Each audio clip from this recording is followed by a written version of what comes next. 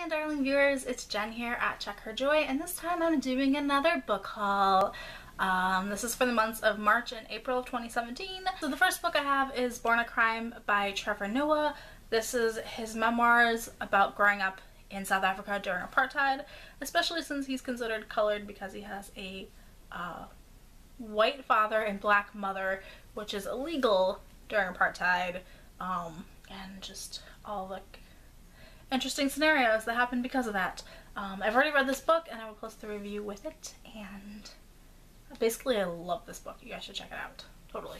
Next up I have Wires and Nerve by Marissa Meyer.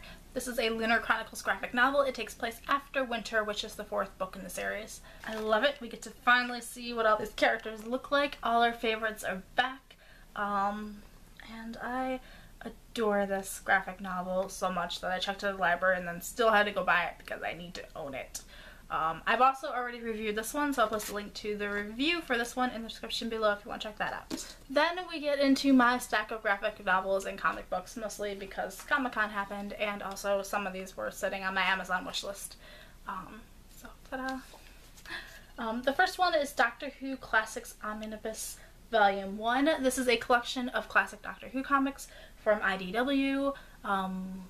There's a lot of different doctors.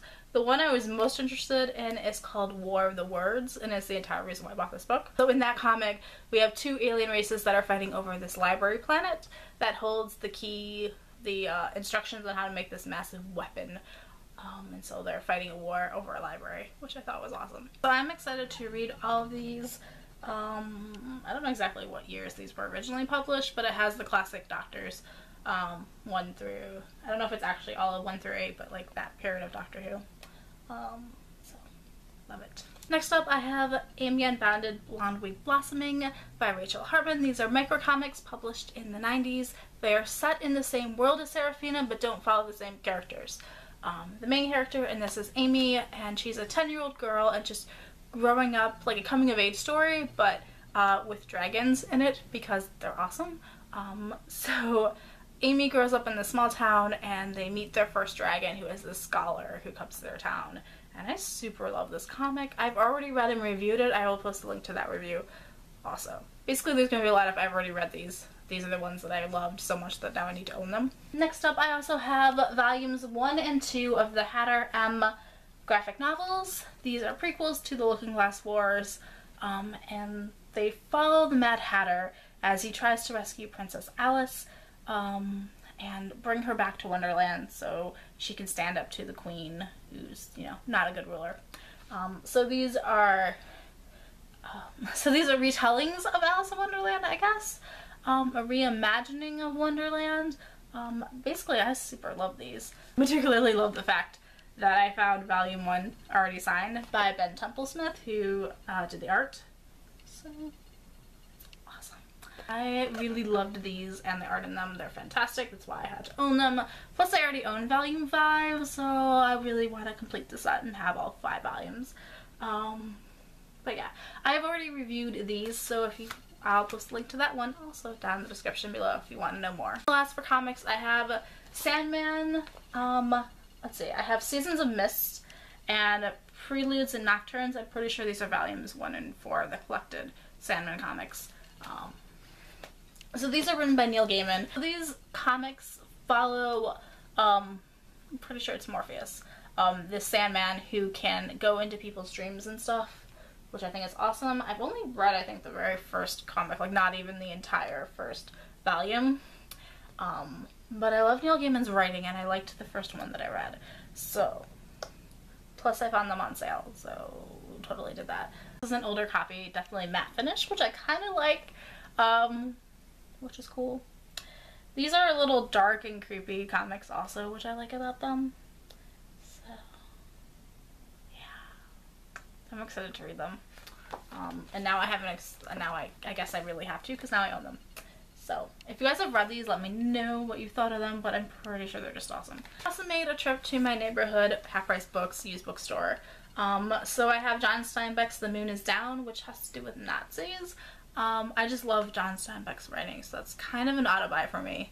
I also didn't know this one existed, so I grabbed it when I saw it, because who knows if I'll actually see this book again. So also I have Fahrenheit 451 by Ray Bradbury.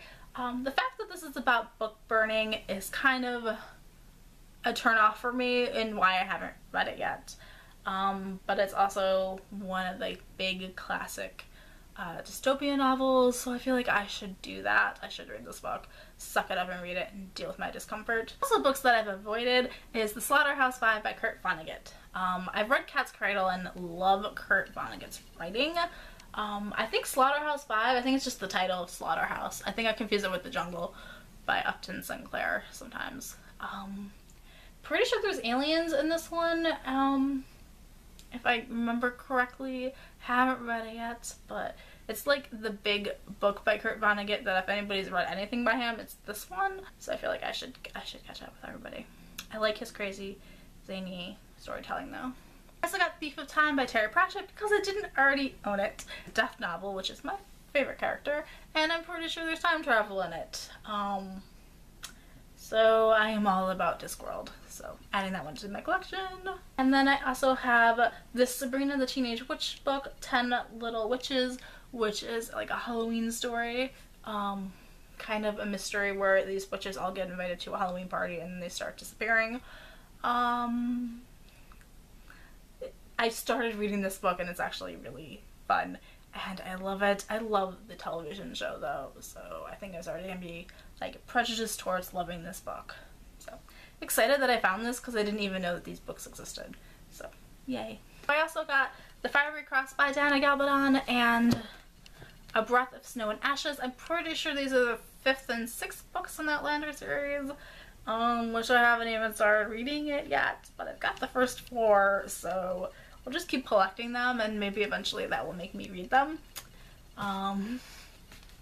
Yeah, I know I need to read these guys. So, ta-da! Okay, so besides just buying books, there were also some amazing things I bought that are kind of bookish related. The first one is the movie for Fantastic Beasts and Where to Find Them. It's finally out on DVD and I love it. So this takes place within the Harry Potter universe, several decades before Harry's born. It's set in the 1920s in New York, and it follows Newt Scamander, who wrote one of Harry's textbooks. And I love Newt as a character. He's fantastic. I love all the magical creatures in this movie. They're wonderful. And the screenplay is also written by J.K. Rowling, so that's another exciting part about this movie. Basically, I was just really excited about this one. Like, this is the one that I had to own.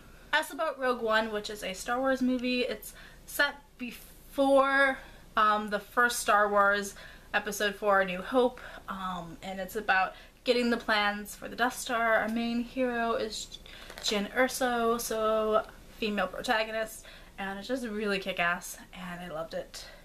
So now I own it. Also had to complete the Star Wars collection. And then I also went and bought the movie for Hidden Figures, which is based off the book by Margaret Lee Shetterly. This is based on a true story, but it's definitely rewritten for a cinematic thing, so it's not strictly historically accurate. But it focuses on 3 female mathematicians who are working at NASA. Specifically, the movie focuses on 1961 and getting the Mercury missions into air. So the first time that we had suborbital and orbital flights, getting the first American astronauts. So it focuses on Mary Jackson, who was NASA's first African-American engineer, female African-American engineer. Dorothy Vaughan, who was NASA's first African-American female supervisor, and Katherine Johnson, who is like a huge deal as far as mathematicians go. She calculated like the trajectories of when the space shuttle was going to go up and come down, and they did all this math by hand, which is super impressive. Also deals with racism in the 60s because it takes place in Virginia, so I just really love it, and I also really love the book. I own them both now, so that's fantastic. So I also bought the concept album for Wonderland the musical. So it's not even the actual songs that ended up in the musical necessarily. I really just wanted the one song, Love Begins, and could not find it. It's not on iTunes. The only way to get that song is to buy this entire CD. So I did, because that song is freaking perfect and lovely and fantastic. It's a wonderful duet. And I totally get why it got cut from the musical, because they went in a different direction from when they were originally writing it, but I love that song.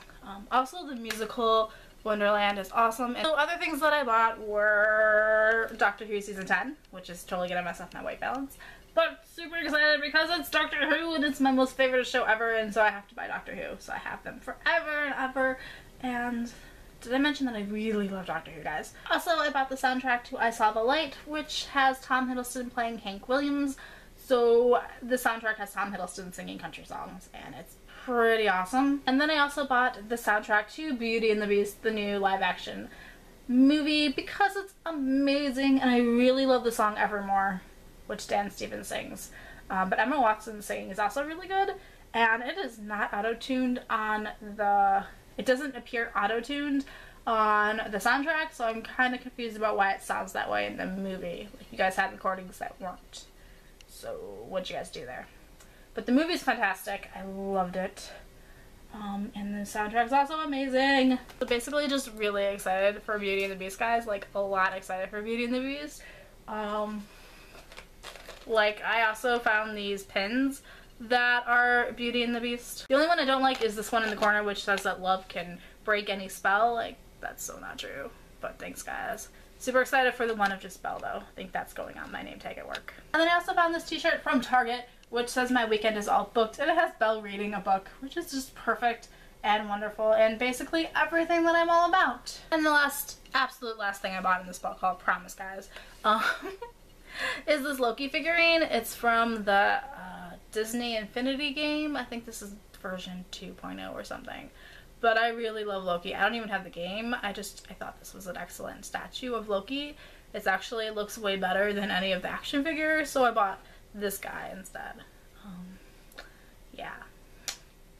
I love Loki. He's my favorite character. Superhero, villain, whatever. He's my favorite comic book character. Totally.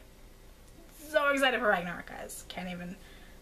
Really excited for the new movie. There was my haul for 2 months, and I know it was kind of a lot. Sorry about that, but I am just super excited. So in the description below are links to any of the reviews for these books if I've done them already, or will be added to in the future probably. Also the complete list of what I bought in case any of it sparked your interest and you want to go find it on your own, because obviously I thought all of these things were worth spending my money on.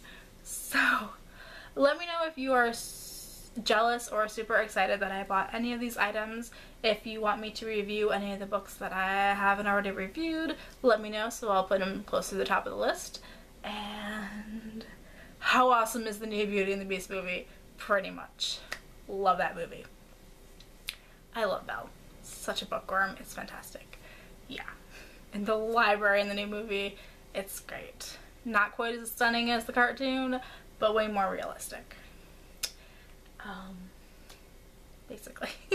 I have Fantastic Beasts now also. Yeah. So peace out. I love you guys and keep reading. Bye.